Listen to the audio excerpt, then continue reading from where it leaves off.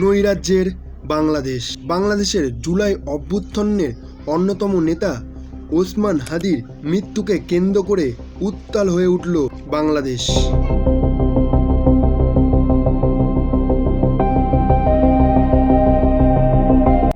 গত সপ্তাহে বাংলাদেশ জুলাই অভ্যুত্থানের অন্যতম নেতা ওসমান হাদিকে অজ্ঞাত পরিচয় এক ব্যক্তি এসে এলোপাতাড়ি গুলি চালায়। ফলে গুরুতর আহত হয়ে চিকিৎসাধীন অবস্থায় গত বৃহস্পতিবার রাতে তার মৃত্যু ঘটে।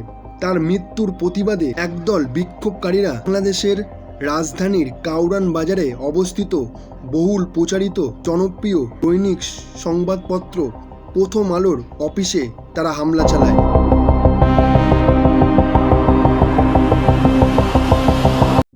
এরপর তারা বঙ্গবন্ধু শেখ মুজিবুর রহমানের ধানমন্ডি ৩২-এর বাড়িতে তারা ভাঙচুর চালায়।